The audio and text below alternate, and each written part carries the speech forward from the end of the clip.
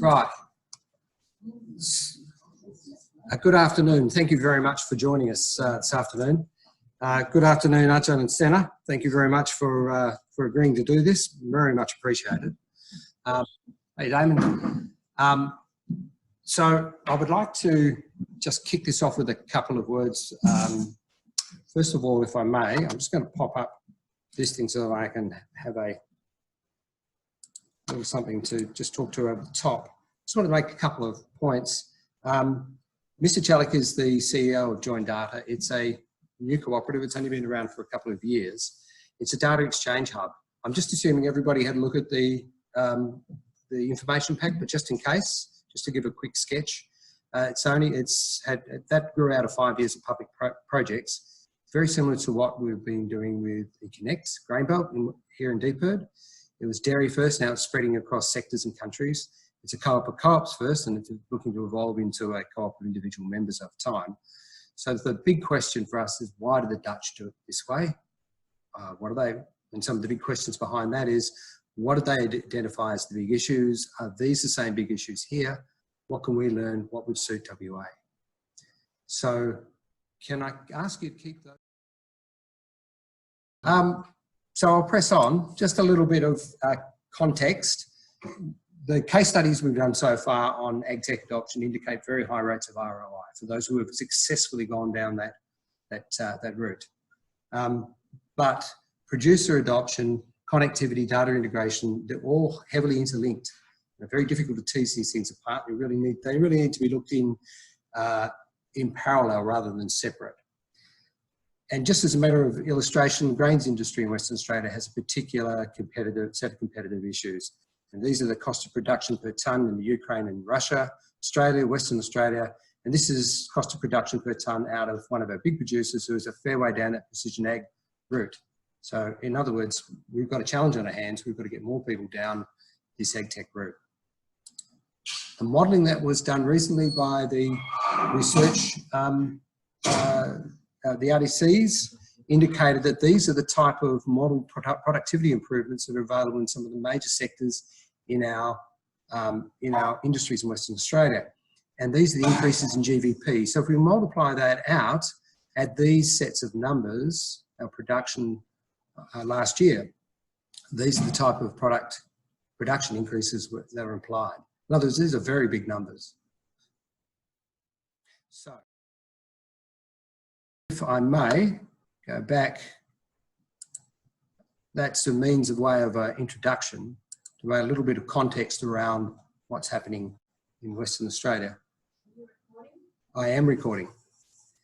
So I think now, if I may, pass it over to you, please, Cener. Sure. Brett, can you hear me? Yes, you can hear me. Okay. Thank you very much for the opportunity to present your data to you. So we have a couple of slides about your data. Sorry, Cener, Brad, do you want to mute Brad? Otherwise, you're getting a lot of feedback here. Okay, just tick. On the remote control. No, not there. Let's try again. Okay. Thank you very much for this opportunity. My name is Sener Celik. I'm the director of Joindata, and this is my colleague Arjan Lamers, who is our software architect, who will later on show you the Joindata platform. Now I will present you in a couple of slides our story, if all the technical stuff works. Good. Kan ik gewoon scrollen? That is. So if you look at Joindata and the trends in the sector, the why, in essence, it's these four trends we see. So if you look at the first trend, it's about data sharing, which is not a common thing. So if you look at the finance industry, for instance, which I worked in previous years, it was not normal to share customer data with other third parties. Now it is. So European legislation made it possible that customers can ask their bank to share their transaction data with third parties that do maybe a better job in finance or alerting. So data sharing is becoming more and more a mandatory thing. It's not a choice. It's not if it will happen, it's when it will happen. Also, if you look at the farmers, it's in previous years, it was very normal that machine suppliers said, I want the farm to be all red or all green, one color machinery. And also we see a change in that. So it's not feasible anymore to think that farmers will accept one color and have some sort of lock-in. They want multicolor systems communicating with one app, for instance, or one interface they can manage their farm with. So the competition is no longer about who has the most data, which is now still the case. So if you look at the marketplace, there are a lot of data silos. Every machine supplier has his own data silo, but the competition will go towards who can bring the most value from that data, the best insights out of that data, and deliver new alerts and smarter decision-making to the farmer. And the last, but not least, trend we see is the lack of transparency. So if you ask farmers nowadays, how many data sources do you have and with whom do you share those data sources and for what purpose do you share it? They really do not know. So they don't have a list of 5 or 10 or 15 suppliers they work with and can say, I share data with that supplier for that purpose. So it's a very important question in our model also.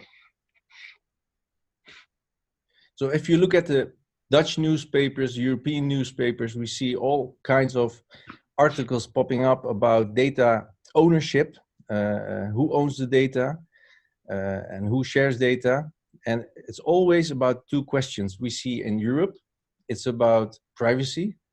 So if you look at farmer data, it's almost in every case also personal data, because the farmer lives at his farm. It's also his business, but it's also personal data. So in Europe, the GDPR, General Data Protection Regulation, is very important in this case. And the next question is ownership. So if you look at ownership, it's a very difficult concept because ownership, who actually really owns data? Who is the single sole owner of data? There isn't one. So in our model, we don't talk about ownership anymore. We talk about permission to use. And if you look at the aspect of data sharing in an ecosystem we try to build, it's about these two things. It's about respect for the position of the farmer, but also trust. So if data suppliers, big machine suppliers want to share data via one platform, they have to know it's a trusted platform. And how can you create a trusted platform? So if you look at the Joindata model, it's we do not store data, for instance. Why don't we store data? Because we don't want to compete with the party that delivers the data. We want to collaborate with the party, like machine suppliers, to share data through Joindata. We also don't open the envelope, so we don't touch the data. So if a farmer asks us to share his data, for instance, a milking robot data with another third party, we deliver the envelope from A to B without opening or seeing the content of that envelope. But what we do is to make sure that the farmer can give a specific purpose for specific data types he wants to share with that third party, which is not the case nowadays. So if a farmer now shares his dairy data, for instance, he shares his complete data of his milk production, his financial data regarding his milk, and he cannot choose between those data types. Respect has to do with the machine suppliers. So if you have farmers that buy your machinery, and it's in most cases very expensive machinery, and they produce data, why isn't it the case that the farmer has some sort of say and permission to use of his own data? It's really strange that a machine supplier would say, no, it's my data. So we think that has to do with respect. Do you respect your own customers? Do you respect the position of the farmer? And if you do so, you will enable the farmer to share his data with third parties he chooses to.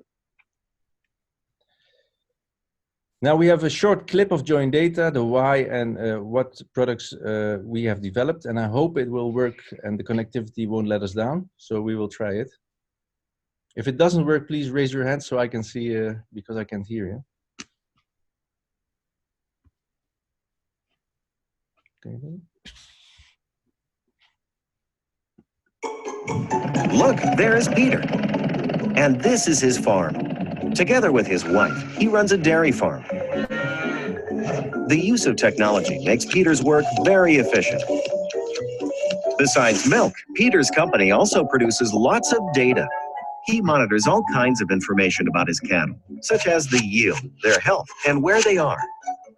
However, the machines and sensors Peter uses are delivered and controlled by separate suppliers. Because of this, it's becoming very difficult to combine data and to create new actionable insights. To manage his company, Peter even has to log into different types of applications.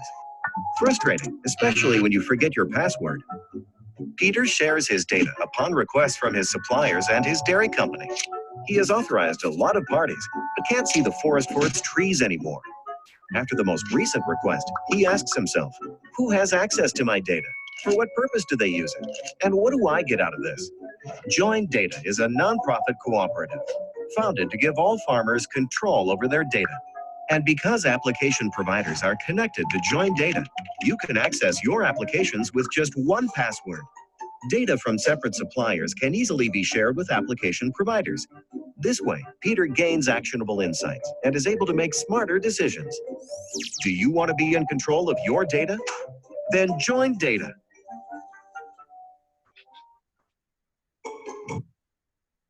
So that's about 1 minute intro into Joindata. If you look at the organization of Joindata, you see the members on the left side. They're all farmers associated. So they're cooperatives, big, large cooperatives in the Netherlands, but also actively worldwide.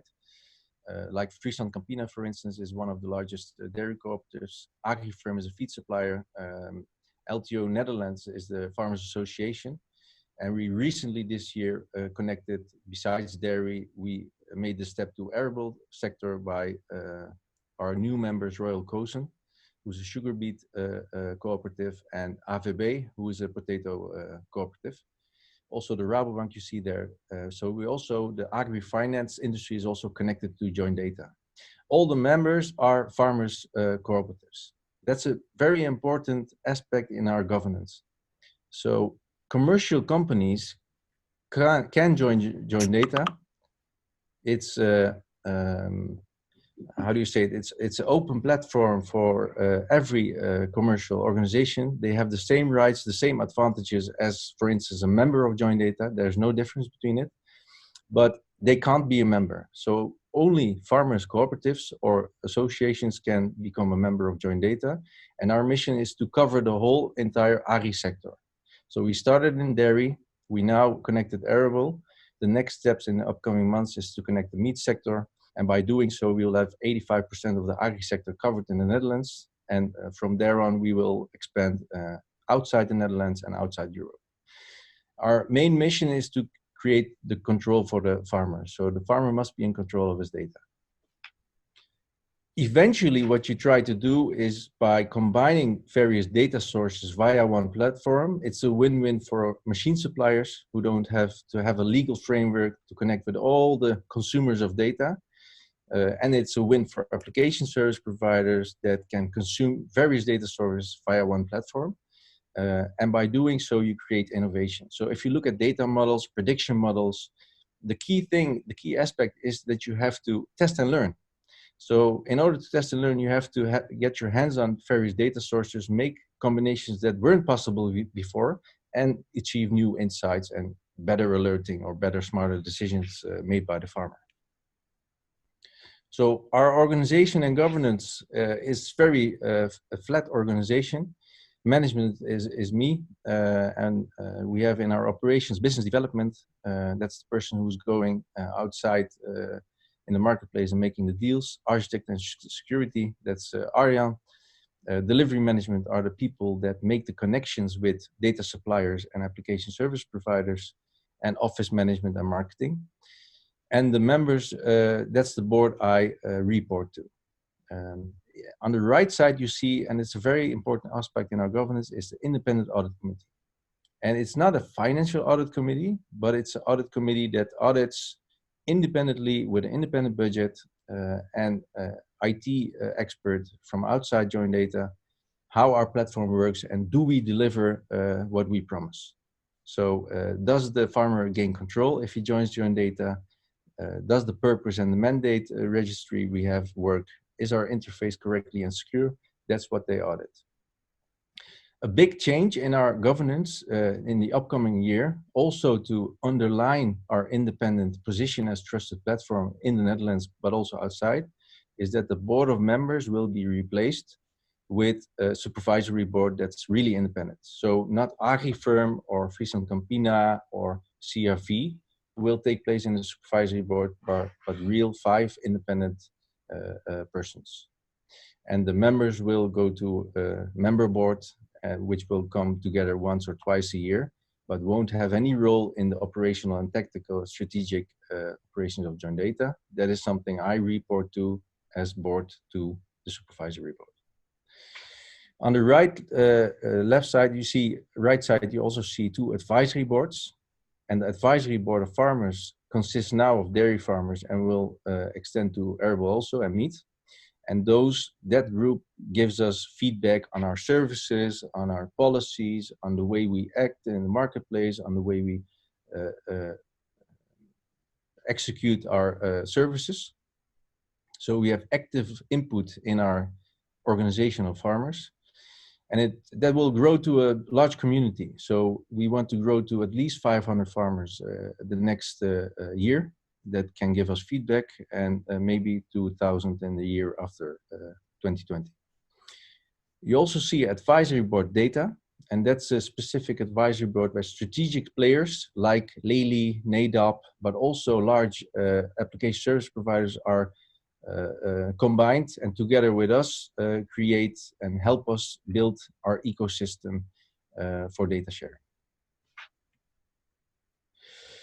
So our ambition is, if you look at it, very simple: create a platform where consumers of data, like application service providers and data sources, can share their data via Joindata.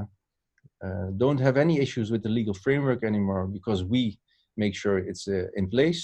The farmer has control over his data, but also in this model, we work together with machine suppliers. So it's not feasible or logical to say to a large machine supplier, you have to share your data with us and all the data is of the farmer. He is the only solely owner of the data. That's not a viable business model, not for data suppliers, but also not for us. So we choose to collaborate with large machine suppliers and give them the possibility to share their data via Joindata in a trusted way with third parties and make a change in their own data strategy. Because sitting on your own data in a data silo and protecting it, it's not a viable data strategy in our opinion on the long run. So the proposition is very simple.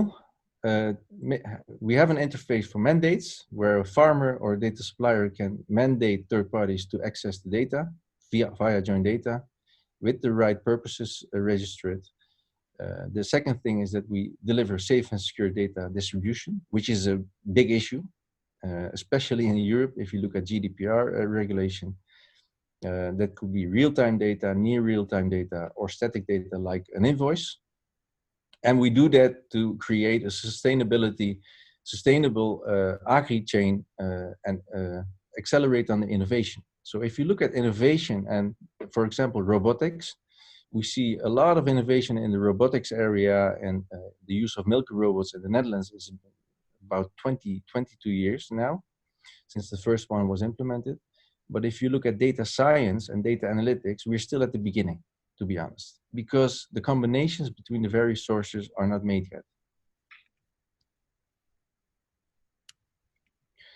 So that's what you see here. It all starts in our model with the farmer who has permission to use and control. He shares via his data suppliers through the highway of Joindata his data with application service providers he chooses. If you look at the facts and figures right now, we started with the new My Joindata platform in 2018. We launched it. We have about 6 million data messages a year right now. More than 40 application providers are connected with us, and all the dairy farmers are also connected. And the arable sector joined in July of this year, and also those farmers, about 8,000, will be connected to Joindata in 2020.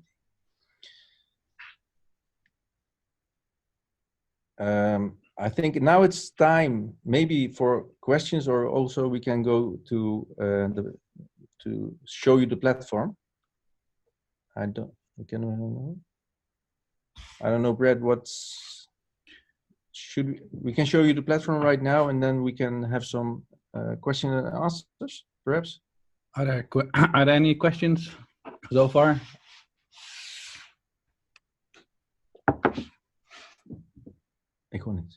I have a question. Can I ask a question? Sure. I was interested that in the learning that you might observe through the use of data. Are you tracking that amongst your subscribers or your farmers? In other words, are you able to observe any new uses of data that perhaps you might not have anticipated?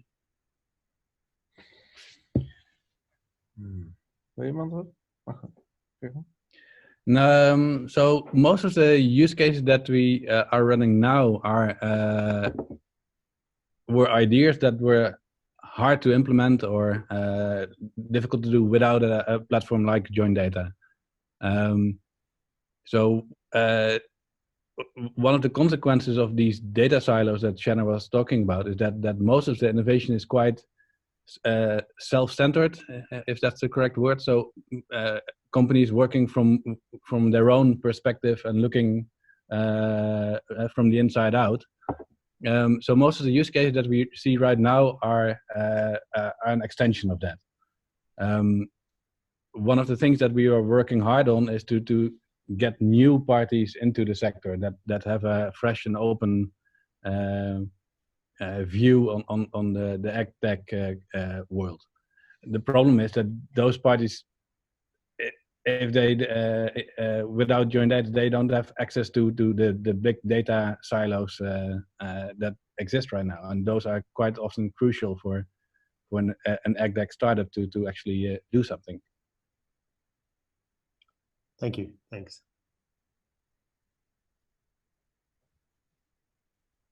Any other? Okay.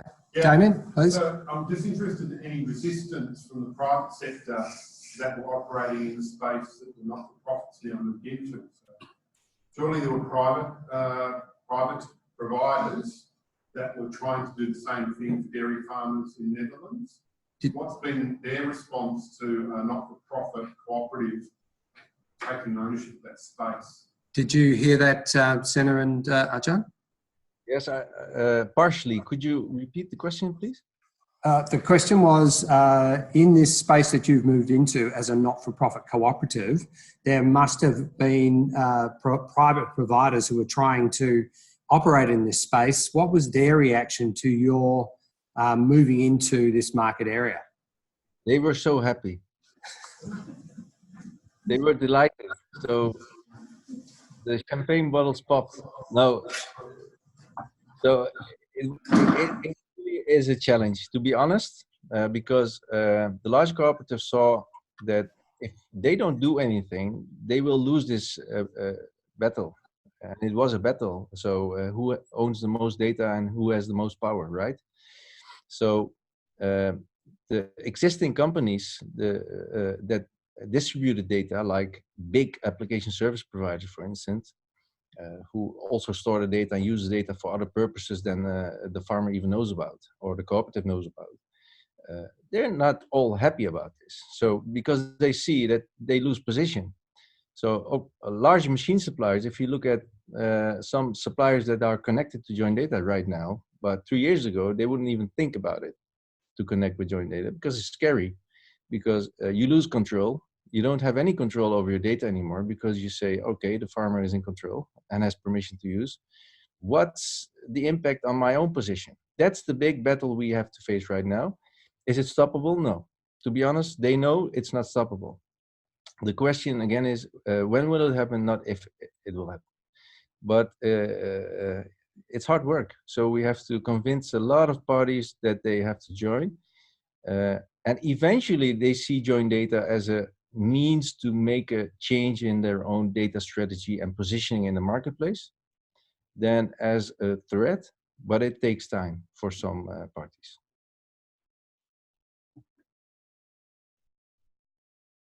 Ik kan niet. Is it mute?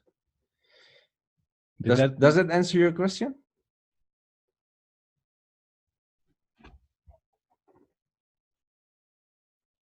Brad, can you hear me? Yes. Can you hear me, Sener? Yes, that was excellent. Thank you very much. We have another question just coming in from the regions. Please. Yeah, just related to the previous question, given that in the past the manufacturers of equipment have wanted to both control and own the data that's collected and processed through their equipment, what's the approach that you've used to get them on board to operate willingly in a shared data environment? Not obviously something that they would be happy with. What's the benefit for them to be part of a data sharing environment? And how do you get them on board? So if you look at the model, it's a win-win. We present it as a win-win. Why? Because we do not want to be against their business model.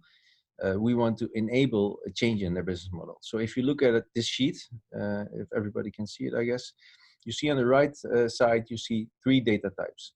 So what we did is say, okay, ownership is difficult, permission to use is much logical for us. So you have 3 data types. The first data type is free data, not meaning it's free of charge or something like that, but it's only the farmer that has to give consent over the data. So for instance, it could be production information from his milking robot. The aggregated data is a second category of data, who is not retraceable to the farmer, specifically to the farmer, because it's maybe 10,000 farmers that data has been aggregated in that data type. And that data type, the only party that has to give consent to join data is the data supplier. So that could be a sensor supplier, for instance, or a tractor supplier. And the third, and that's one of the most important categories, is license data, which means that we need consent of the farmer because it's retraceable to the farmer, and we need consent of the data supplier, like, for instance, a milking robot supplier like Lely. And what we do with this model, what we achieve is that the robot supplier, for instance, has a position in this game. So he also has to give permission to use. And we understand that because when you invest millions of dollars in a new technology or creating a new sensor, you don't want that data to be shared with your primary competitors. That would be silly, because that competitor could do some reverse engineering and create the same sensor in a couple of months. So we want to give them also a position. So our model is based on collaboration. And if they see some data sources that they do not want to share with competitors, they could type it as licensed data in our model. In this way, we create collaboration, we create that they connect with us, and we create the ability that farmers are able to get more control than they have right now. Another thing that adds to this model is that it does help increase the transparency. So ultimately, you will be able to make a choice on what type of machine you want to buy, also in the way in how free your data is when you buy that type of machine. So by making this transparent and making it into very simple rules on how you can share data, it's either free, aggregated, or licensed, and making it as plain and simple as that increases transparency. So farmers get more insight in what milking robot or what scales to buy, in the sense on how much connectivity do you get out of them. And hopefully that will be a competitive edge in if you share more data than your competitor.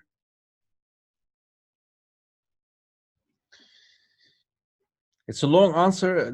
I hope this answers your question. I think so. Thank you very much.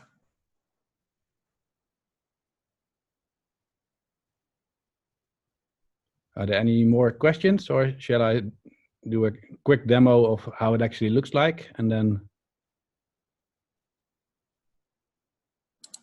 No more questions, thanks. All right.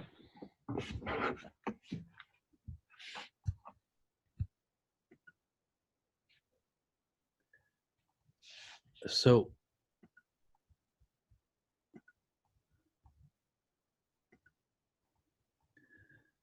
hopefully you can see my screen still.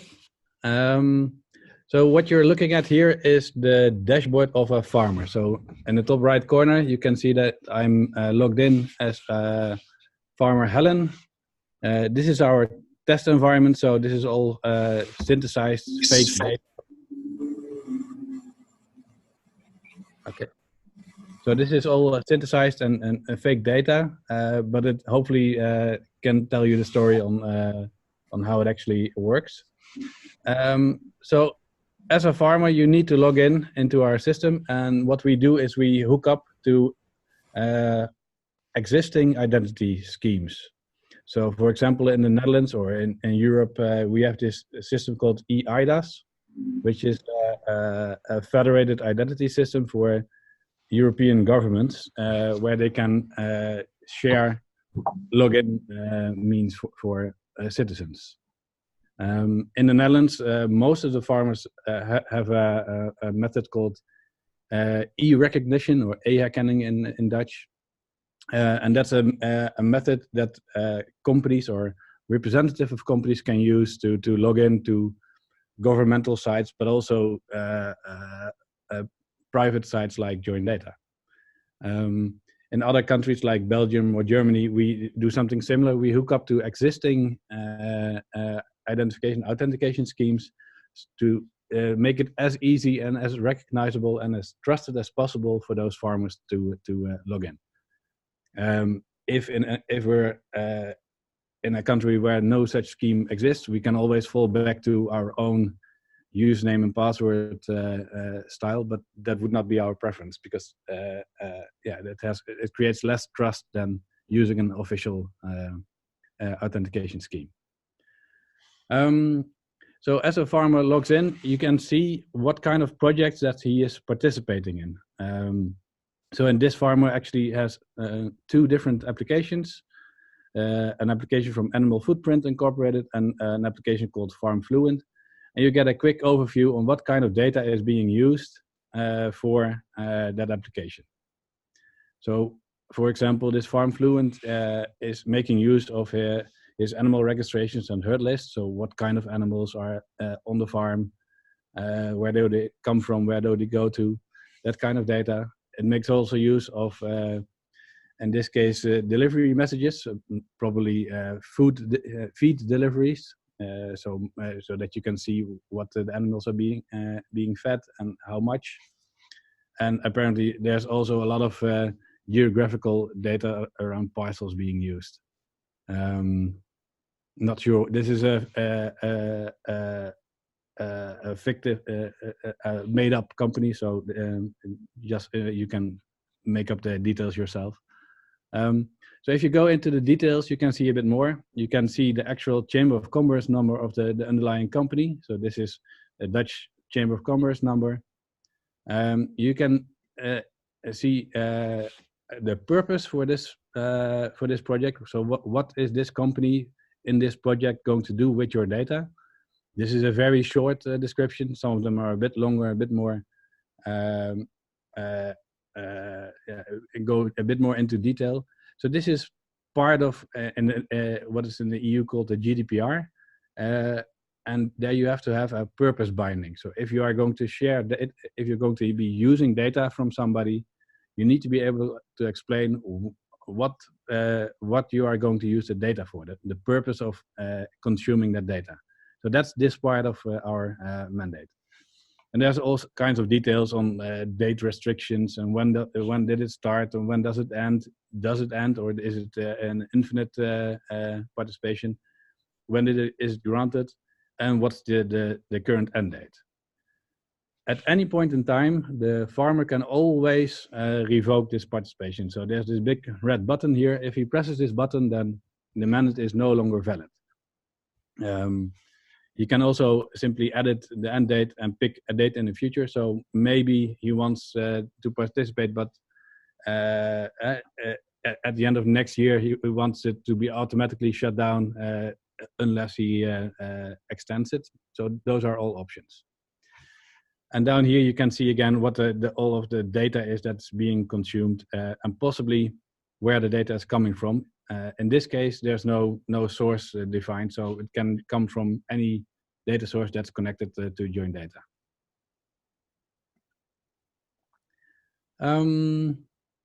Ultimately, what we try to achieve is that a farmer is creating a sort of an overview on how does my data usage actually look like? What kind of companies are using what kind of data? And does it work like I intended it to work? So these screens are something that we're slowly building out. What you see here is a few data types being shared via Joindata with some company called FarmFluid. This is a bigger use case which consumes a lot more data.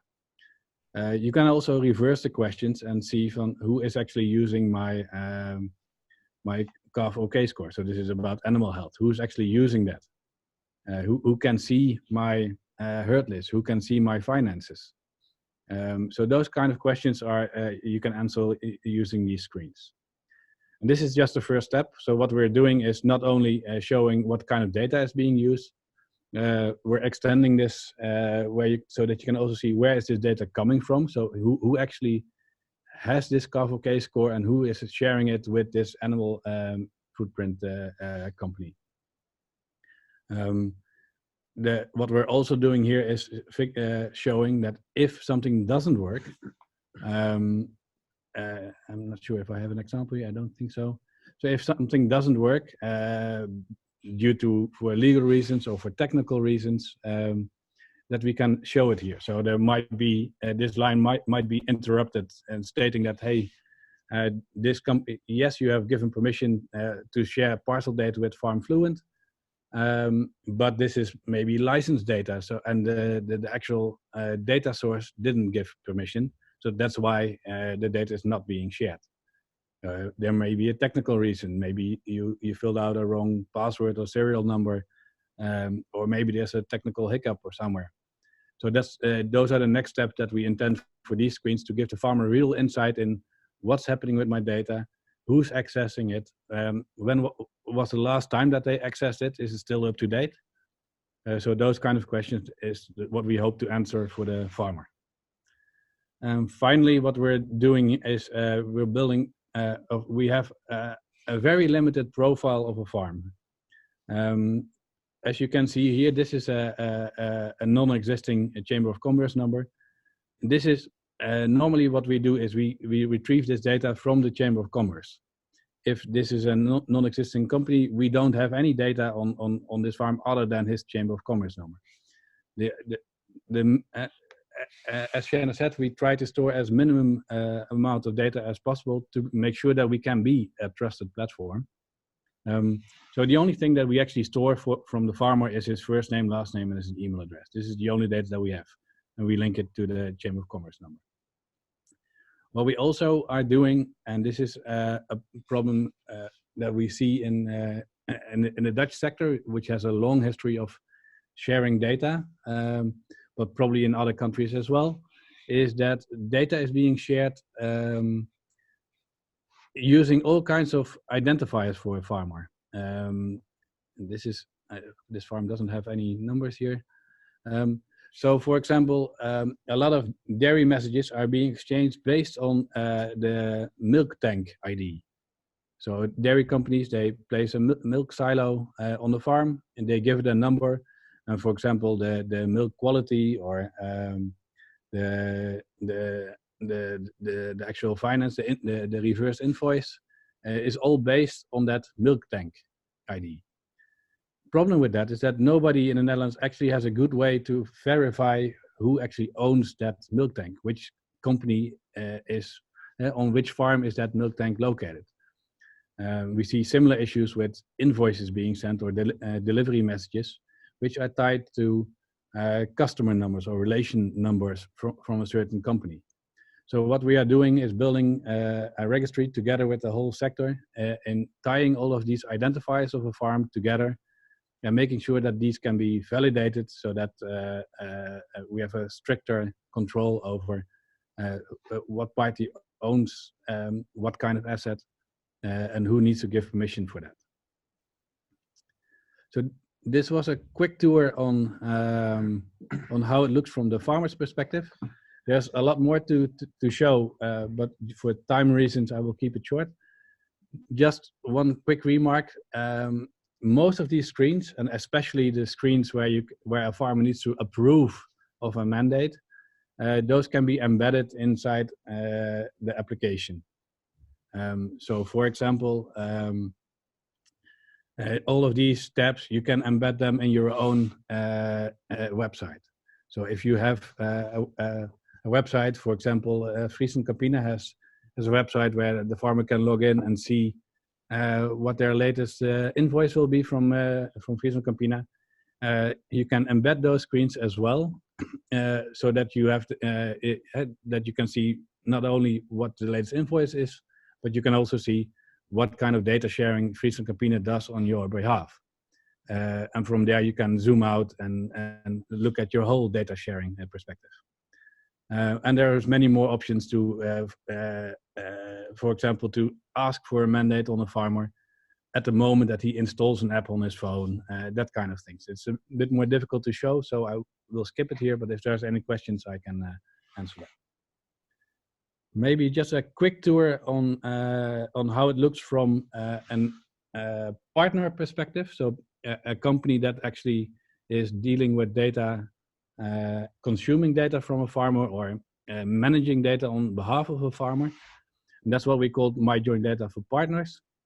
It has a similar look and feel.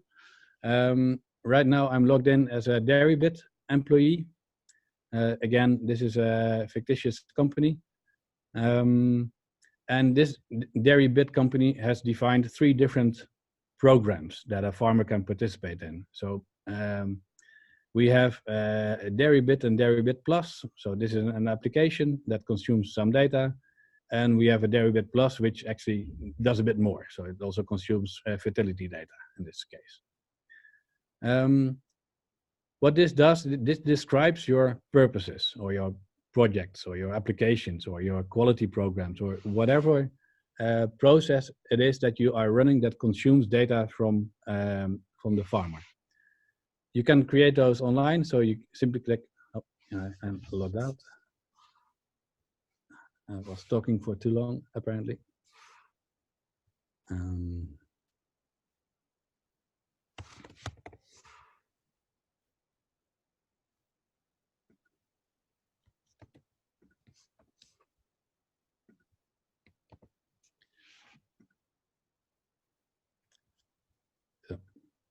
So you can create a new purpose basically by telling you what's the name of your program. So maybe milk quality control. You can put in your own reference to see that this is the 2019 version of the milk quality program. We use this data to verify the quality of the milk. So that could be your purpose, and maybe you want to explain a bit more. Maybe you want to refer to the name of that quality program.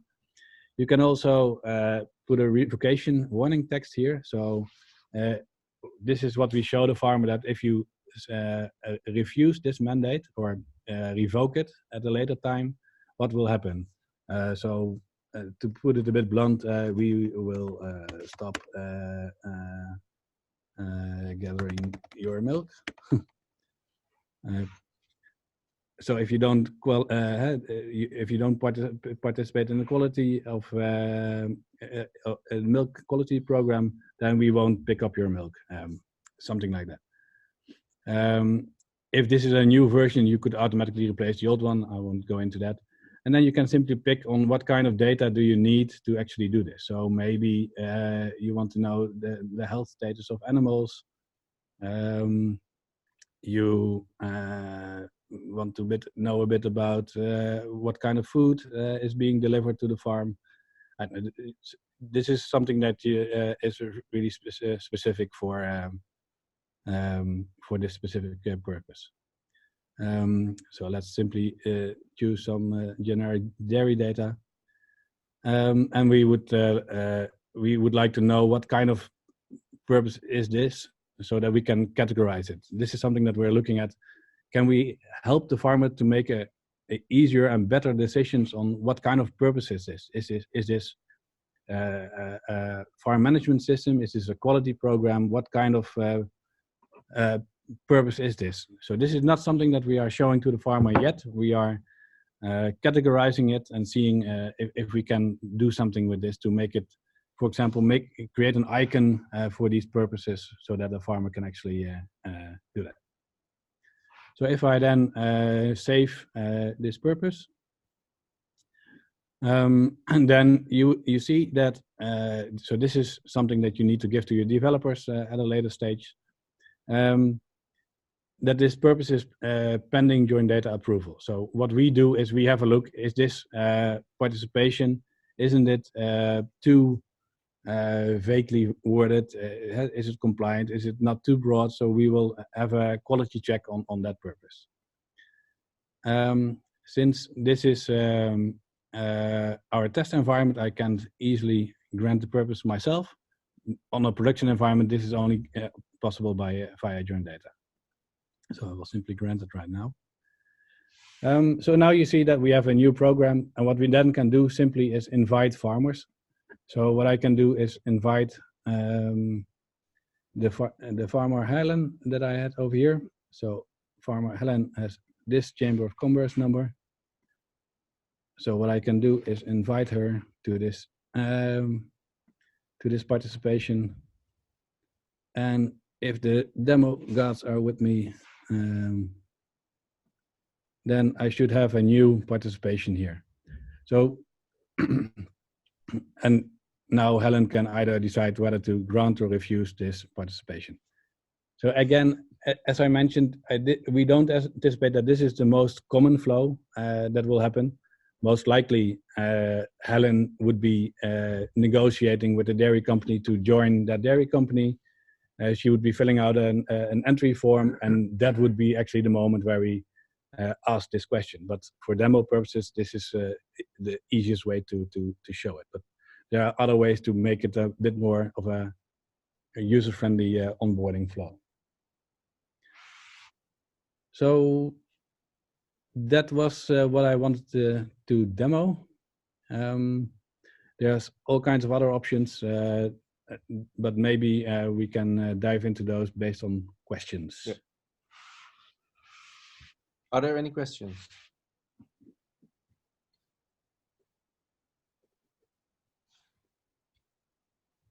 Sam, can you mute?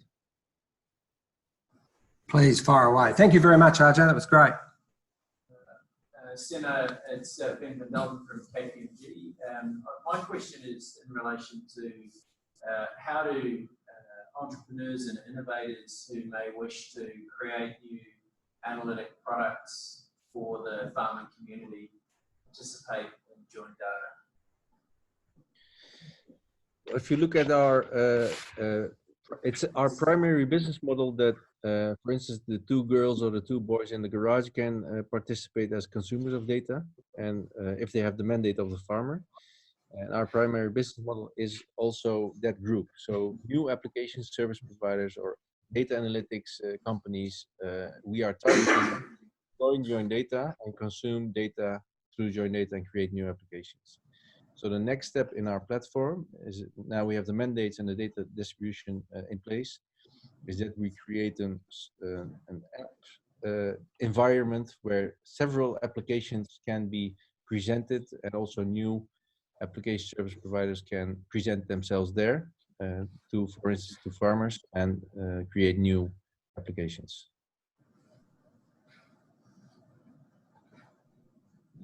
And so that creates, if you like, an analytics marketplace. Does Joindata get involved at all in the financial value attributed to the sharing of data between a farmer and, for example, a app developer? No. So in order for us to stay trusted, in our business model, we just ask a distribution fee to bring the data from A to B, but we do not want to be involved in the commercial aspects of the application itself, because then we will be a competitor for existing application providers and not trusted anymore.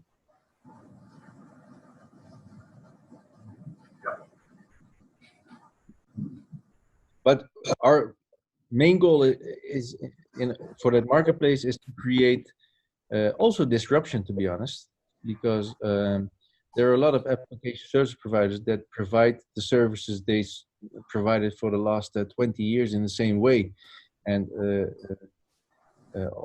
every month the license fees just come in because farmers are very loyal, but there's no disruption. So we want to create some sort of disruption by creating the marketplace without any commercial advantages for Joindata.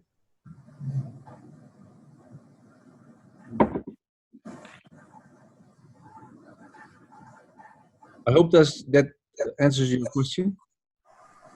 Yeah, no, thank you. That's helpful. May I ask one with relation to the farmer's position in this transaction?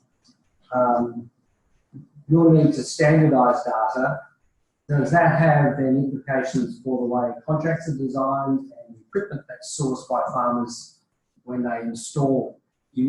How involved are you in that process of farmers procuring equipment and writing contracts with equipment suppliers, device suppliers?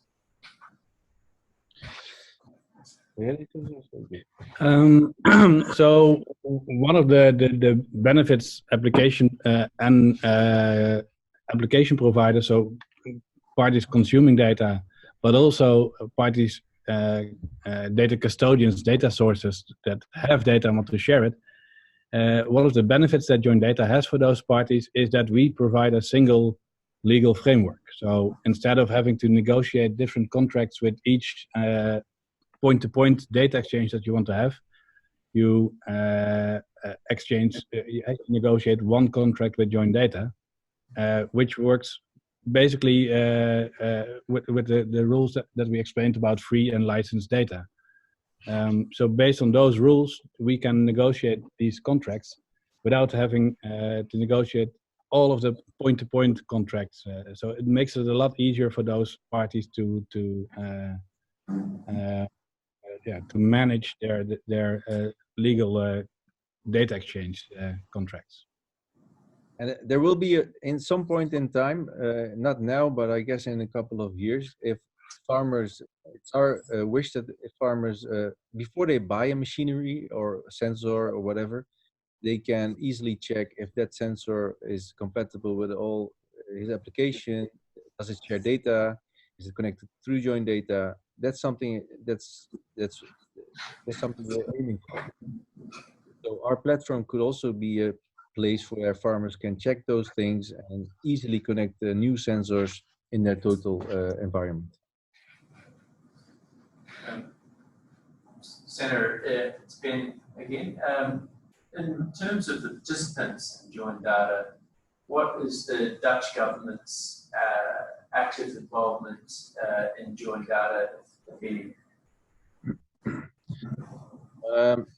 The Dutch government is not actively involved in Joindata, but is involved in how to accelerate data sharing over the sectors. So not only the agri sector, but also if you look at the medical sector, logistics, every sector has the same issues.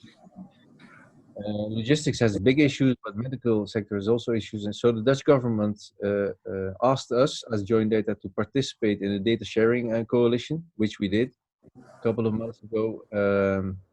And they just want to learn from this example, the agri sector, and maybe try to copy it for other sectors. That's the involvement we have right now with the Dutch government. Yeah, the Dutch government is also busy with their own mandates for their own services. So not in the agricultural sector, but the governmental data sharing mandates, and they are currently figuring out what they actually want to do with that. And probably they will end up with some sort of federated model where there will be per sector or per governmental department, there will be a mandate registry federated with all kinds of other mandate registries like Joindata. That's probably where they will end up, but this is currently being investigated. So can I ask a question? So I'm just from the fisheries, work in the fisheries world. So I was wondering, when you said that 80% of your primary industry or ag industries, whether that 20% was including fisheries or not, or whether you have any intention to move it into the fisheries world. So that's the first question. And then the second question, which goes back to this innovation and thinking about some of the innovative tools such as AI, which is the buzzword these days. How a innovative company gets access to a whole lot of data to basically learn, which is the basis of those types of things, to get some deep learning across that. If you then have to have sort of multiple agreements for all the data providers to actually get access to that information, whether you have a blanket agreement where you can access a whole lot of data for that. So there's two types of questions. The fisheries one, followed by the ability for those companies into AI get to access a lot of data. Yeah, if you look at the maybe the first question, the scope of Joindata, the 80% is for the Dutch sector is meat, arable, dairy, but we are focused on covering the whole agri sector. So fisheries is also a very interesting sector from a data perspective, because they're very innovative and use a lot of data already. So it's in our scope. The second question, what we try to do, if you look at the regular process, a consumer of data, application service provider, has to have mandates of farmers to consume the data. And in some cases, if it's licensed data, they have to have a separate contract with the data supplier.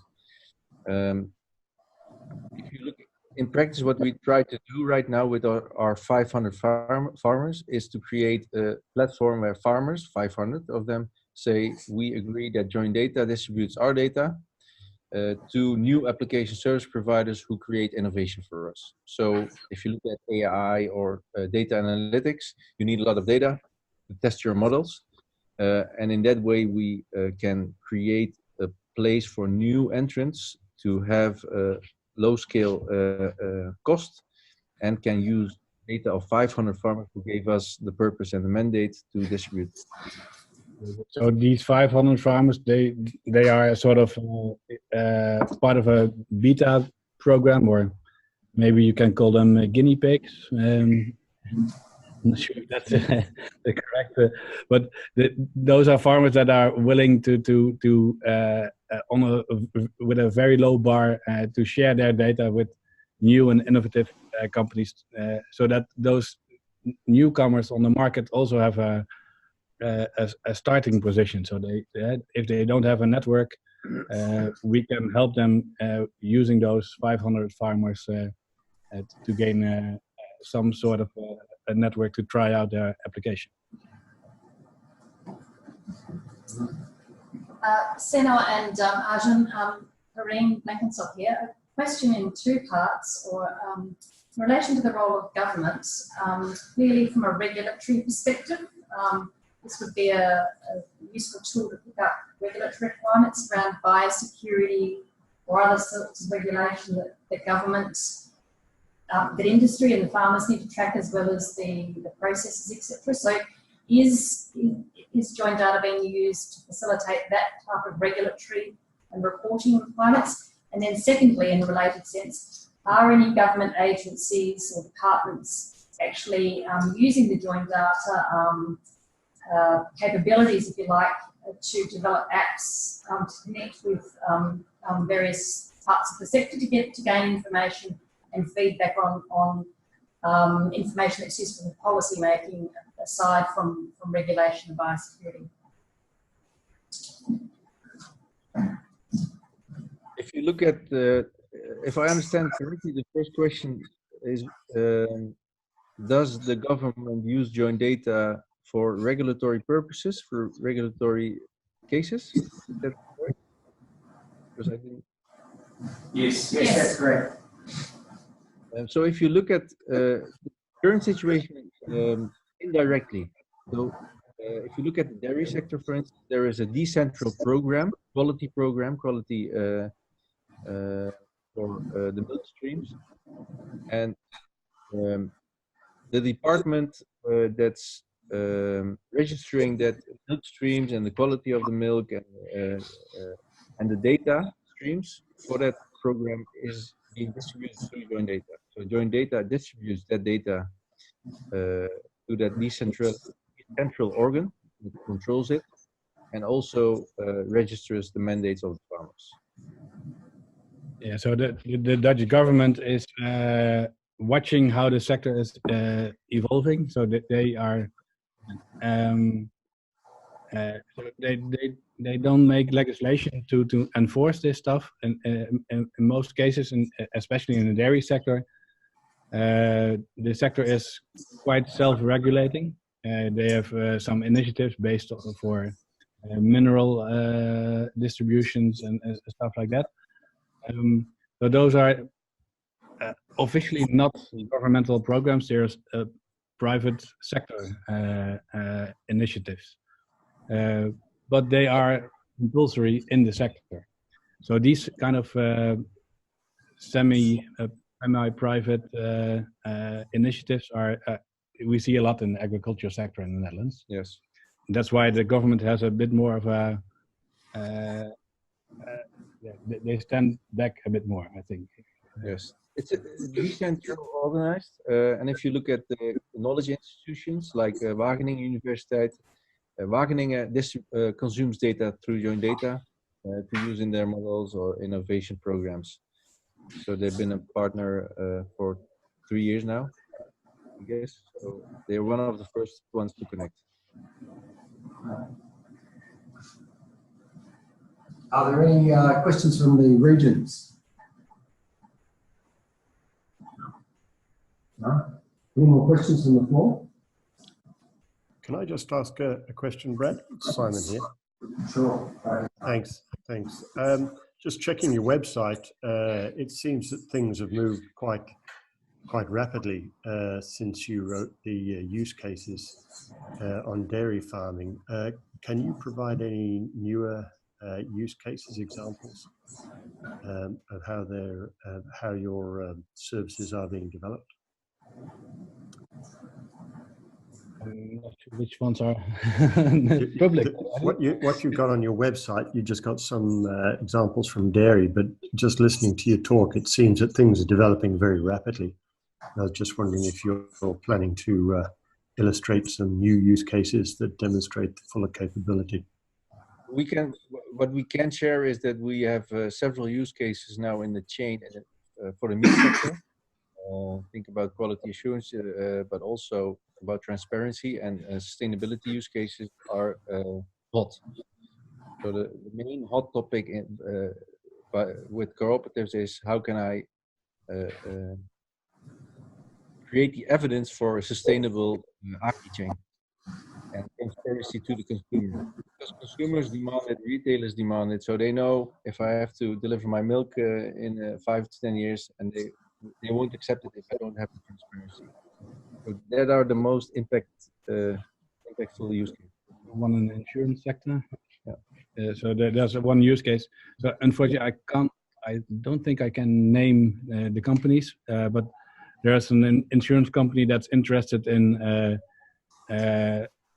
sharing of consuming data from farmers to make better predictions and to lower their or to make better predictions, and thereby having a sharper offer for insurance.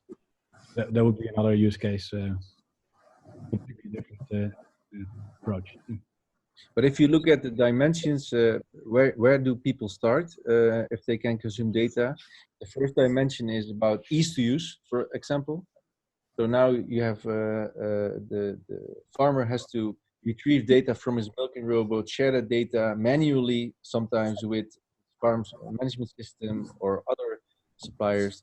That's about ease to use. Change it, make it more efficient. The tractor with 5 monitors, why 5? Why not 1? Because they don't share data. We try to change that dimension. The next step is from ease to use to insights. How can you create more insights for the chain, for the farmer? And the next step from insights is smarter alerting, but also automated processing. So can robots be automated from the cloud using real-time streaming data analytics? Yes, so we see a lot of initiatives for innovation, a lot of new data exchanges, but there's also plenty of room still for the quite basic automation of manual administration. And a lot of these data silos that currently exist, if we can take those away, then the administration burden for farmers can be still quite high, and we can do a lot about that. So it's not as sexy as the innovative projects, but I think for the farmer they might on the short term have even more impact than the innovative. Yes, it seems to be necessary technology for those changes to occur. We believe so, yeah. I've got a question, one more question from the floor. Because DPIRD has many parts to it, but it is also a research organisation, and you referred to Wageningen University being one of your foundation partners. Can you just talk a little about how Wageningen University uses the data? Do you have a couple of examples you can give? Because we've got a couple of researchers in the audience, and I know that there's going to be a number of downloading this. I know there's a few on Zoom as well, of how researchers use data sets and what their view might be, and does that cost them any money? Okay, if you look at the research, they have several projects because Wageningen University also has several programs and departments, but you can think about benchmark use cases. So they need data from farmers to benchmark on a national scale or international scale. But we also have use cases regarding digital twins, for example, to create a cow, a digital twin, and to make sure that model can be used for prediction, disease prevention, etc., etc. So there's even one use case which is actually the reverse, where the researchers have a lot of data on farmers and also specific for farmers, but they don't have a good way to actually share that data because they need to organize consent for that.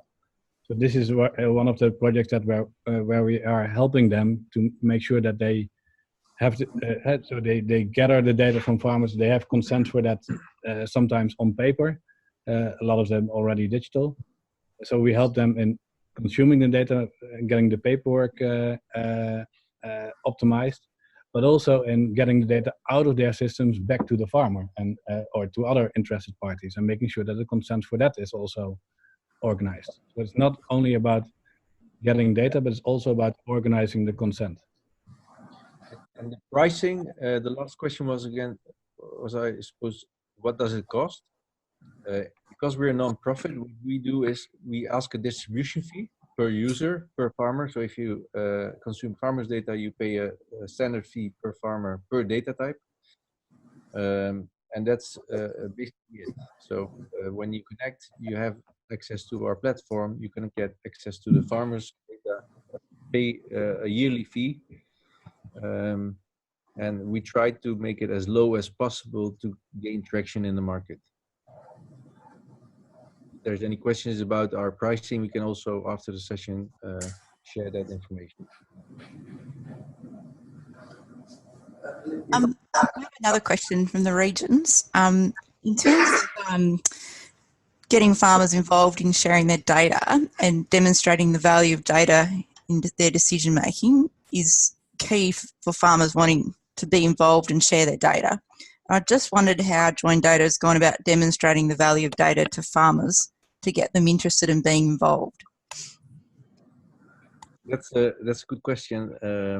because that's the most difficult thing. Because if you look at farmers, I think if we look at the market right now, about 75, maybe now 90% of farmers is not actively conscious of the impact of data now or in the long term. So what we try to do is build use cases that have impact on the farm. So ease to use is one of the dimensions that really work. But we also partner with large suppliers of, for instance, milking robots who can show the impact. And we have our advisory board of farmers that have that help us convince the farmer of the position. But that's the most important thing. And one of the activities we put the most time and money in to make sure our farmers are understand the impact of data. And the power in our model is that we have cooperatives who almost have access to all the farmers. So if we want to deliver our message, we do it via our cooperatives and use their distribution channels. But it's repeat, because it's not one single message. You have to repeat the message constantly. Thanks.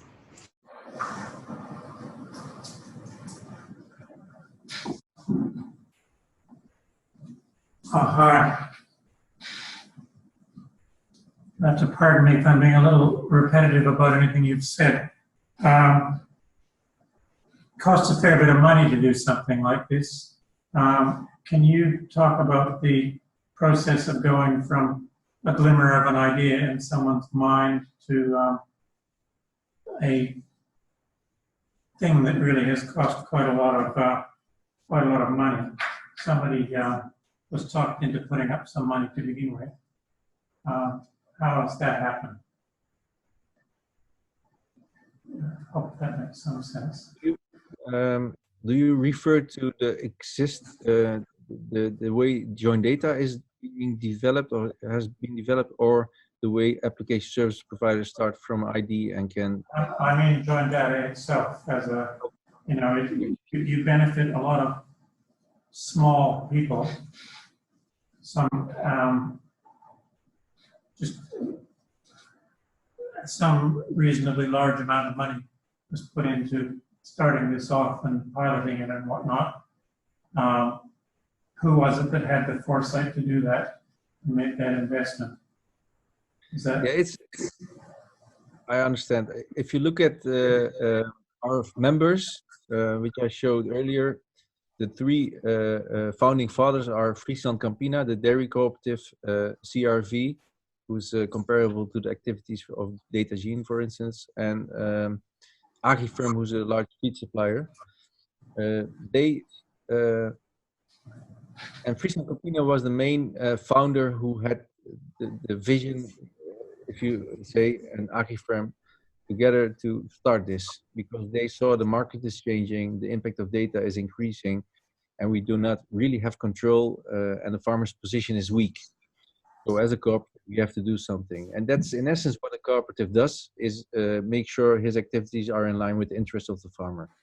So they have the insight to start this about 6 years ago in a public-private project. And that was trying use cases, trying to implement a data highway to distribute sensor data, for instance. And 2 years ago, we took the next step, and the project was dismantled, and I started with the team to build Joindata as a real company, I'd say.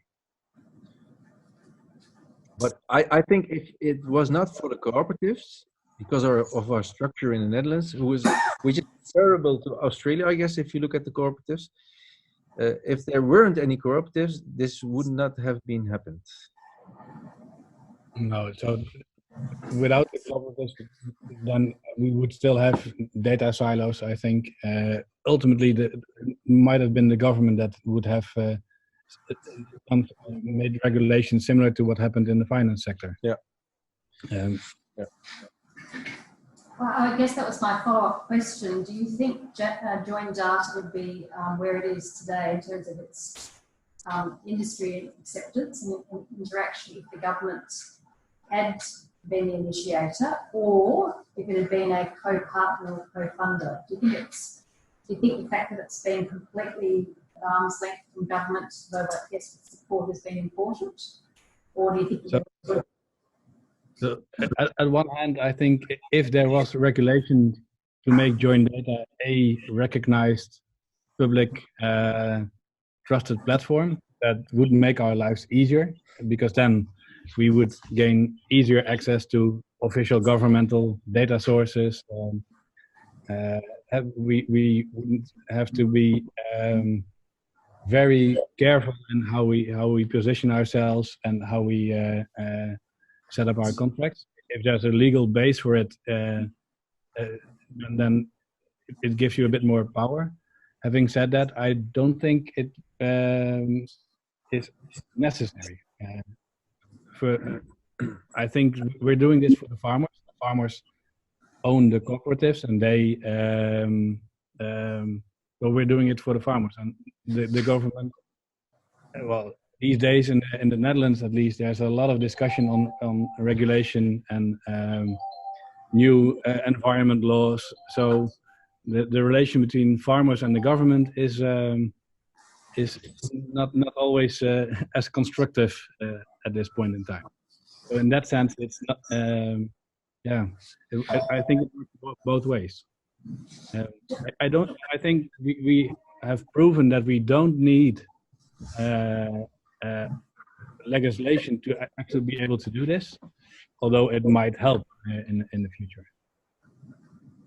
Does that go to the issue of trust that you talked about at the very start? Yes, very much. Yeah. Well, one of the most common questions that we get from farmers is that, does this make it easier for the government to get access to my data? That's a common question, which really underlines the trust being a very important dimension. If I may follow up with another question on that, please, Fred here. The original public-private partnership you were talking about was the genesis of all this. At what stage did government funding stop and the cooperatives take it over? Was at the beginning of Joindata, was there any public money went into this at all, or was this only cooperatives who financed this? In the beginning of Joindata, it was indeed a public-private program, so there was government support. But also, I guess it was a European subsidized from European sources. And that took about 2 years, I guess. So the program evolved, and the highway, the data distribution highway, was tested as a use case. And the cooperatives took it over because they didn't really take it over. The program stopped, the funding stopped, and the cooperatives, the next step, what they did is they had a short pause and then restarted the whole platform again with cooperative money. Why? Because they saw a lot of red tape in the funding from the government, and red tape did not help to execute Joindata as it is right now. So they wanted a free platform and fast delivery to the market. That's the main reason. But without the funding of the government 5 to 6 years ago, I don't think we would be here also. So we need each other. The government needs us, and we need the government, and but not in funding, more in legislation right now. And can I ask one more follow-up? The cooperatives have seeded this and started it, and at the moment, as you said, the board, the membership of the board is the major cooperatives impacted. In time, I think I was seeing your earlier part of your presentation, is that this will move to a membership of individual farmers who will select that board. How does this roll out over time? Because I know that Holland is a land of cooperatives, but not everybody is a cooperative. So to have farmers who are not members of cooperatives, particularly when you move out of your big, heavily cooperatised areas such as dairy, it must start to become problematic to pick up individual members. You mean in terms of adoptions? So for farmers that are not part of a cooperative, will they adopt Joindata? Is that your question? How do they become a member? If they're not a member of a cooperative, how does this evolve to become, so I can be a member of Joindata without being a member of a cooperative if I'm a farmer? That's the case already right now. So if you look at, for instance, dairy, Friesland Campina is the main member from the dairy cooperatives, but represents the whole dairy sector in our model. So if a farmer from another dairy cooperative wants to join Joindata and use the services, we just connect and make the connection. Because Friesland Campina didn't join or start Joindata with the idea it's ours, it's just Friesland Campina platform. No, it's a dairy platform.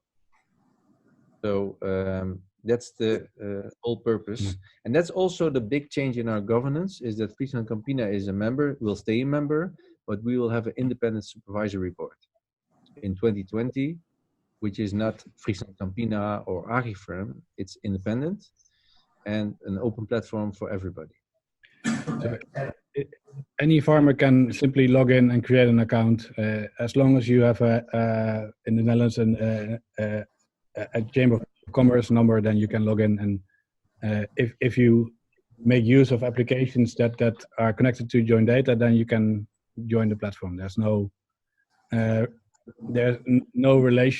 relation between the farmers and our founding fathers within Joindata. So a supervisory board is equivalent to a board of directors, if I understand correctly.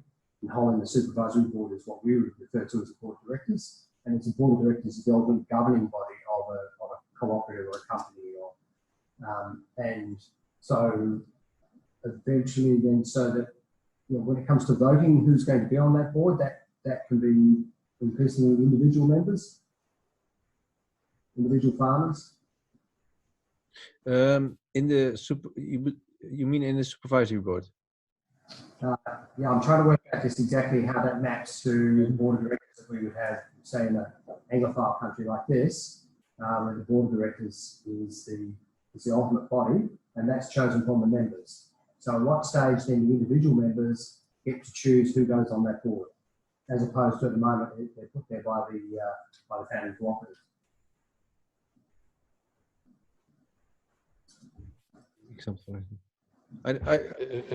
I think the question is about who will, how are the members of the supervisory board elected or chosen, and can an individual farmer join at some point? Is that the question? That's the one. If you look at the supervisory board, is being appointed by the members of Joindata. So we have a member board. They will appoint the independent supervisory board, and there will be one seat available for a farmer's representative in the supervisory board, and he will or she will represent all the farmers. The farmers in the Netherlands are mostly represented by the Dutch LTO. So that's their interest. What do you call them? Interested organization. And they are one of the founding members. Yeah. And also the audit committee. If you look at the audit committee members, they're also appointed. 3 of them. We have 5 seats in the audit committee.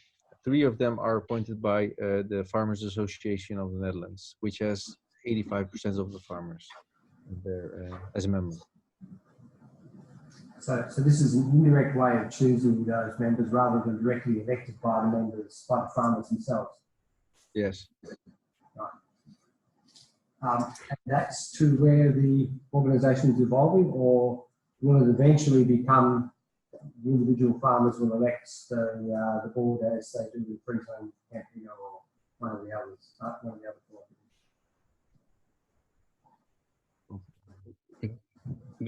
The question is if we will become so right now we are indirectly a farmer cooperative. We are a cooperative of cooperatives, and do we become a farmers cooperative at some point in time? That's the one, yes. Yes, maybe if you look at if you would try it now, so if I look at feasibility, and I would say, let's try it now. Let's make the farmer member, direct member. I don't think it will develop as fast as you want it to develop, because there's a lot of distrust in the sector right now. It's a really turbulent place, dynamic place right now, especially in the Netherlands. But in time, if the farmers are used to managing their own data and understanding the impact of the data on their farms with far more automation than it is right now, it's possible. Why not? Because we believe we want to be organized as closely to the farmer as possible, yet still be effective. So we're back to this key issue of trust again. This is the big issue that sits around all of this. That's the big, also with farmers. So easy to use is easy sell. When you say you have one monitor in your tractor, not 5, easy sell, or you don't have to distribute data via USB sticks, easy sell. But if you say innovation and you can share your data with a lot of other parties, wait a minute, what party is it? Why they want my data? So there's a lot of questions which they ask right now. And that has to do with the history. So we need to gain a lot more trust, not Joindata specific, but trust. Farmers have to have some faith in that they really control things regarding data. So Which they do not always. Sorry, please continue. No, I was finished. So you see this as this is an iterative process then. This is about farmers getting used to this technology, coming to understand that they are in control of it. And as they become more comfortable with how this works and they can see the benefits of them participating and knowing that they do control, that they can stop if they don't like what's happening. Once they get to that level, it takes off. Then the next steps in governance rolls out, further develops. Right now we are using the cooperatives to really push this whole idea of explicitly giving consent. At some point, the base of farmers that is actively doing this by themselves, then then we can change again to a even closer governance model. Yeah. Brad, unfortunately, I have to get to another appointment now. They're waiting for me, so I don't know if there's any more questions we can answer. I can stick a few more Arjan minutes. can stay. That's okay. I strongly suspect that we could keep this going for another 2 hours, but I'd really like to thank you very much for making yourself available for this. It's a really tall order, and thank you very much indeed. So, thank you. Thank you for the opportunity also to share our story. Thank you very much for your time. Thank you. If I can, I'd like to try and catch up with you on Thursday afternoon, as we discussed ahead of the other 2 rooms. I'll WhatsApp you on that, and I look forward to interacting with you again Friday. Cheerio. Are there any questions for me, Bill, or can I? No? I've got it off somewhere.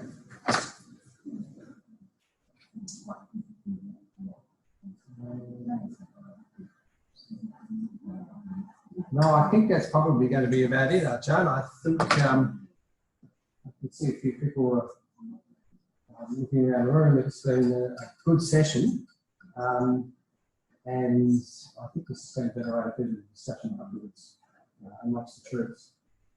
Okay. Look, again, thank you very much for this. Very much appreciate it. Yeah, thanks for the opportunity. And if there's any questions, you know where to find me. Thank you. Bye-bye. If there's any more points to be made, Ben, do you want to say anything more about? Is there anything you'd like to pick up on? Do you want me to provide some of that context? Yeah, please. That would be really useful. I'll leave this going. I'll stop recording this now, although this will be part of the, so if you want to put this up, this will be part of the recording. Sure. Okay, so now I have to exit full screen. So just while Brad brings that up, for those of you I haven't met, my name's Ben van Delden. I have travelled across from my home base of Melbourne. It's very blue, Brad. I wonder why that is. It's That's the screen. Is it? Yeah.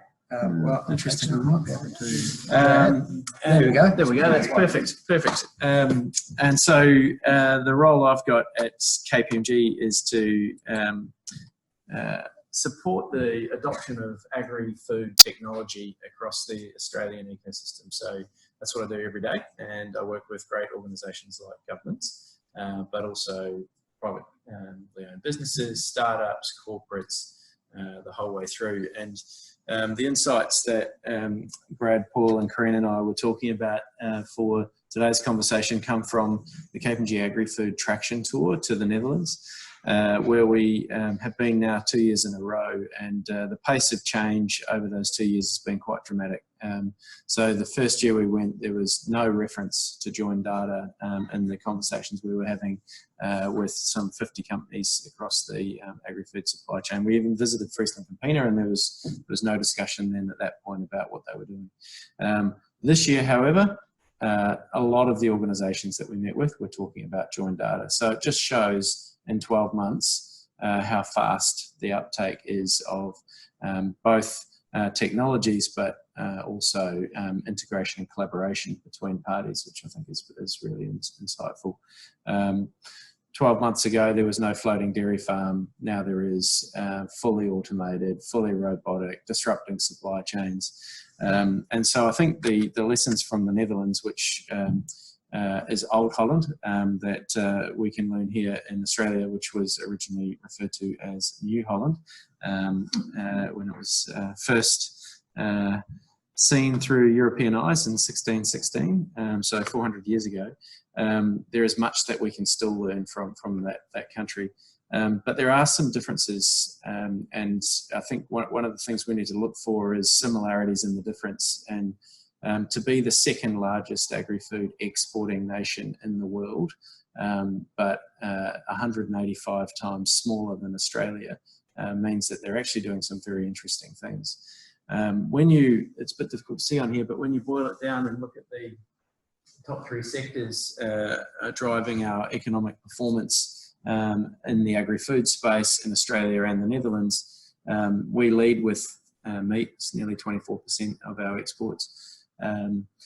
But the Dutch actually lead with knowledge and technology. So it's how they produce what they produce that is the key driver of their economic performance. So that goes to seeds. It also goes to the control systems that work in horticulture, protected cropping environments, if you like. So the opportunity when you have a nation that has connectivity, they have ubiquitous connectivity, they have LoRaWAN nationwide, is to really innovate and build new solutions, and those solutions can be exported as well as the commodity. The other, I think, thing that's really interesting is the leading research and science capability that they have. We talked a lot about Wageningen University in Sener's presentation.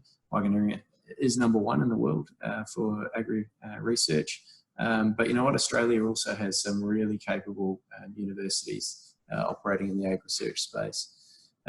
We're fairly comparable too in terms of number of organisations working in the sector. So the difference really comes down to scale, and they're importing and adding value and sending it on to the markets that are very close to them, being France and Germany particularly.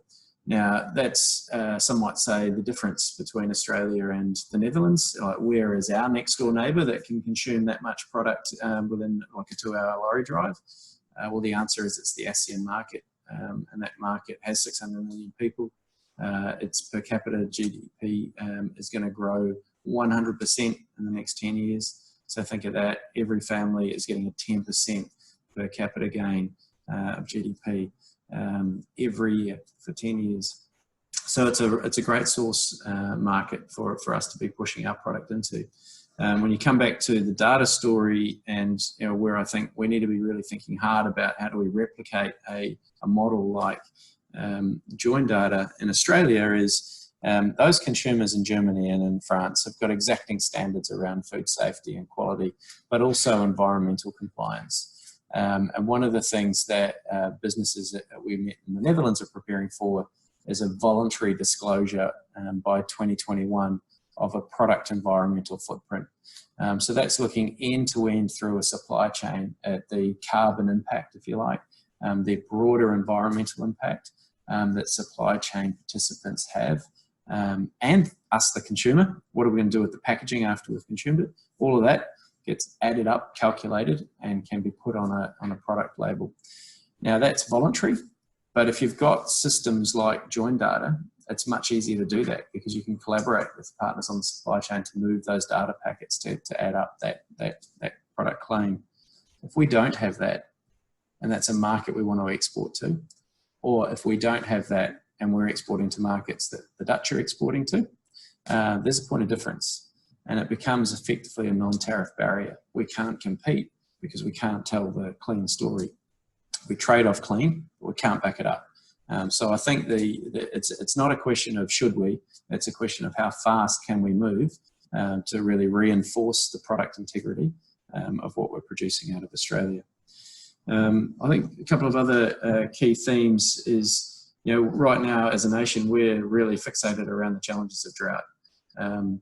Yes, we have a shortage of water in certain places, but we actually have a flood occurring in others, and that flood is a data flood. We've got a lot more than we've ever had, and we're going to get a lot more. The ability to connect every plant and every animal creates an abundance of data, but there's not much point if that data isn't moving. If we can't take that flood water and direct it across plains and irrigate plants, if we can't take that flood data and push it to the right places for analysis, then it's data for nothing and it's not data for value. So I think that's a real challenge for us to think about, how do we manage a large volume of data? And I think the next piece then is how capable and how ready is the farming community to deal with these digital tools and data and analytics. And we recently completed a project on behalf of the RDC community, sponsored by Cotton RDC, which looked at the digital capabilities of the Australian agricultural workforce.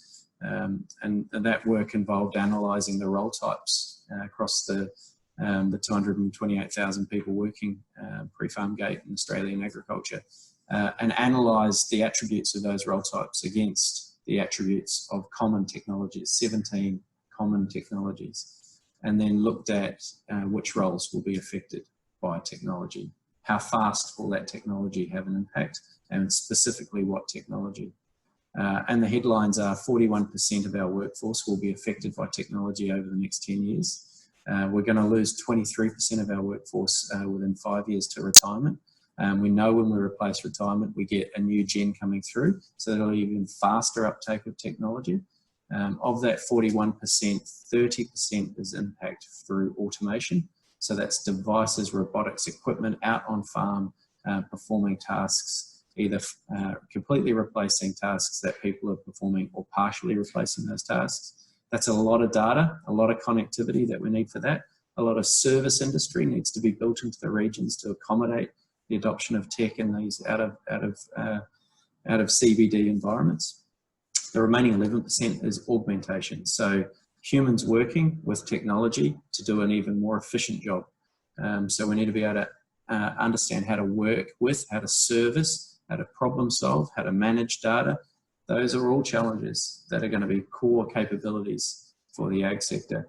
And I think as we follow this path that we've been talking about, Brad, around the ability to create the exchange of data, the desire to help farmers access more sensor and analytic technology, one thing we must critically do is make sure we're training for the future farmer, not training for yesterday's farmer. And unfortunately, of the 1,800 vocational educational training programs that Australia runs for agriculture, just around 84 courses have digital capability content in them. And sadly, nearly just over 75% of those courses only have 0 to 100 people enroll in them. So we really aren't teaching our people the skills that they'll need to work in an environment like we've seen Sener talk about, where Data is ubiquitous. Connectivity is ubiquitous. Farmers aren't even thinking about how do I capture it. It just happens. We need to get to that point, but we've got the connectivity challenge, we've got the data enablement challenge, and we have the capability challenge. So we better get going. So those are, I think, some key remarks, Brad, on what we see in the Netherlands. Good to see you, Liz. Thank you.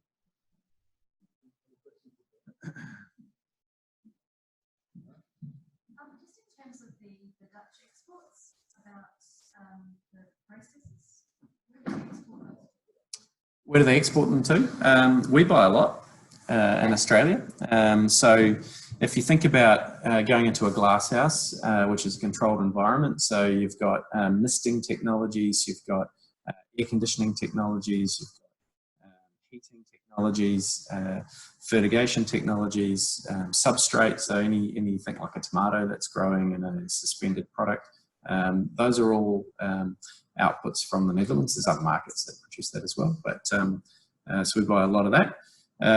The other things that we buy back from the Netherlands after actually sending it to them in the first place as a raw product, this will break your heart, is seeds. A common tomato that you'll buy in the supermarket is an Endeavour Trust tomato. A 10-kilogram box of Endeavour Trust tomato seeds sells at more than the same weight of gold. So you think about, we're focused on the vegetable or the fruit, and they've got a whole market that's focused on the seed. But we're growing a lot of product in Tasmania and all around Australia that we package up and send to the Netherlands for QA. Then it comes back with a premium added to it. Heritage Seeds is a Dutch-owned company, for example. So there's a range of products like that we're procuring. There's the mushroom sector. It's heavily dominated by Dutch technology, as another example. So you're following on from that and talking about the supply chain. Yep. Given the systems that we have basically built in country, how do you get that out of country data so that you actually know those things coming through? That's what we're really describing. You've got the supply chain within the country, but then as soon as it goes outside the country where dollars being made, you don't have that information to feed all that back to the system. So that, I mean, I probably should have been asked the Dutch how they do that, because that's a critical part of that information that's lost out of that supply chain. Yeah, so the question was, what's the ability of a nation to look beyond its border and track the value chain of a product that might have originated in a market like Australia? Have I got that right? Yep. I might have a crack at answering that with an example of one of our clients in the Netherlands, which is the Dutch Flower Group. So the Dutch Flower Group is a family-owned business, like many of them are in the Netherlands. But they procure flowers from 30 countries around the world and sell them to 60. And they're deeply integrated up through their supply chain to their retailers. And the same actually for Right Swan, one of the major seed companies. So there's an awareness that you need to have a connection from your grower through to your retail point. And the retail point that they're focused on is very much outside of their country. So both of those two businesses have examples of where they're exchanging data around consumer trends and also around production and yield activity of the raw material. And it comes to trust. They have this focus on a trusted supply chain and relationship with your retail network, because if you don't have that, then you'll be disintermediated by another, essentially. The Right Swan example is striking. So this again is another family-owned business. They invest some 30% of their turnover back into R&D. And have doubled the size of their business in the last 7 years without making a single acquisition. So they're doing something right. One of the things that I think they're doing right is investing in the supermarket of the future. So they've said, where are the hipsters in the world? Who is going to set the trend of what a new vegetable or a new fruit product should look like, smell like, or shape like? And the answer for them is Berlin. So they have a future store in Berlin where they're testing and trialing the products with the hipsters. And then they reverse integrate that all the way down their R&D channel to do the genetics to create the right product that they know there's demand for.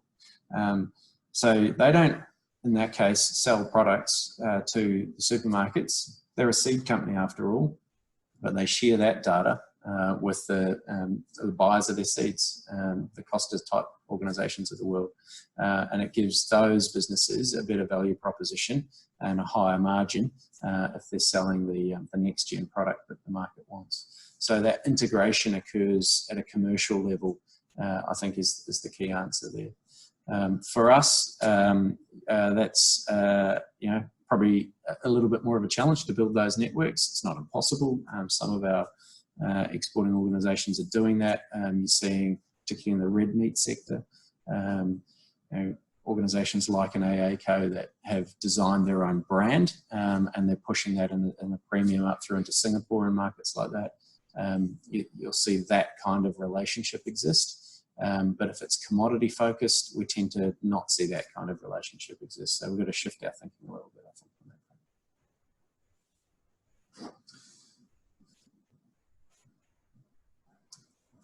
Any other questions? All good? Perfect. Thank you very much. You're welcome.